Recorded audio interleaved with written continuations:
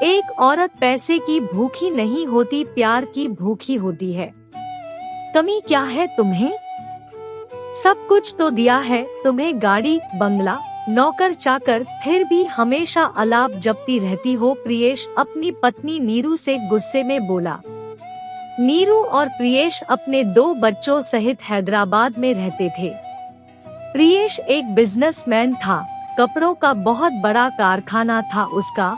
अपने पिताजी की मृत्यु के बाद प्रियेश ने सारा बिजनेस बखूबी संभाल लिया था। या तो वह हमेशा व्यापारियों और ग्राहकों से फोन पर बात करते दिखता या फिर कंप्यूटर पर बिल बनाते हुए दिखता।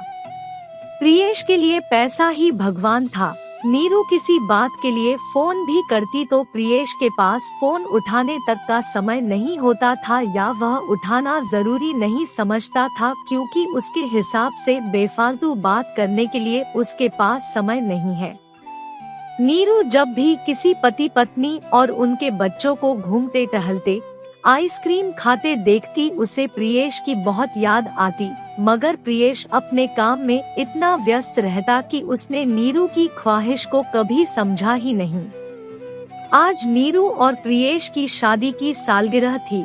नीरू ने प्रियेश से बाहर खाना खाने चलने की जिद की। प्रियेश बोला, ठीक है, मैं ठीक रात के 10 बजे रेस्टोरेंट पहुंच जाऊंगा।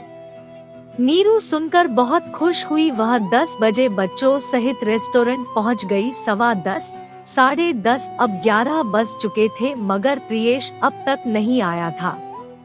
करीबन 11:15 बजे प्रियेश आया और बोला, ओह सॉरी यार।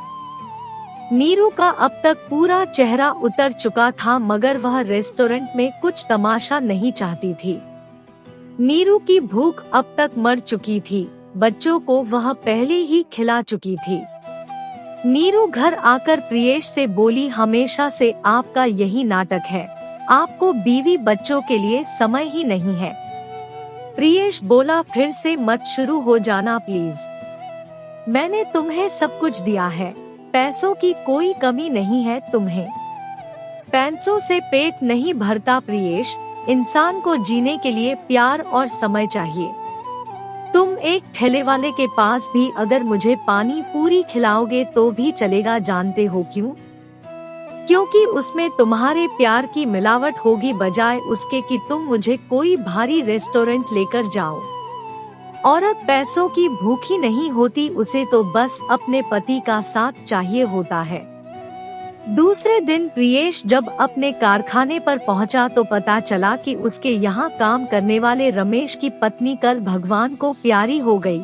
रमेश आज काम पर नहीं आया था। तब रमेश का कलीग्स जयेश प्रियेश से बोला, सर, रमेश की पत्नी हमेशा कहती तुम हमेशा काम ही करते रहते हो, कभी समय नहीं देते, और आज रमेश उसे समय दे रहा है, वह भी ऐसे समय पर। क्या फायदा सर, जब हम इंसान के जाने के बाद उसकी वैल्यू करें। आज प्रियेश के दिमाग में जयेश के एक शब्द बार बार गूंज रहे थे। प्रियेश तुरंत घर आया और नीरू से बोला, मुझे माफ कर दो नीरू, चलो आज हम सब घूमने चलेंगे। नीरू को कुछ समझ नहीं आ रहा था कि यह प्रियेश को अचानक क्या हो गया। खैर, जो भी हुआ था वह बहुत खुश थी। दोस्तों, जिंदगी का क्या भरोसा कल क्या हो जाए, इसलिए खुलकर जियो, खूब घूमो फिरो, अपनों के साथ समय बिताओ, क्या पता कल हो ना हो। दोस्तों, आपको यह रचना कैसी लगी, कृपया अपनी प्रतिक्रिया जरूर दें तथा मेरी अन्य रचनाओं को पढ़ने के लिए मेरे YouTube चैनल को सब्सक्राइब अवश्य करें। यह कहानी कैसी लगी, लाइक एंड कमेंट करके जरूर बताएं। दोस्तों, कहानी पर आपके लाइक और कमेंट का इंतजार रहेगा। धन्यवाद।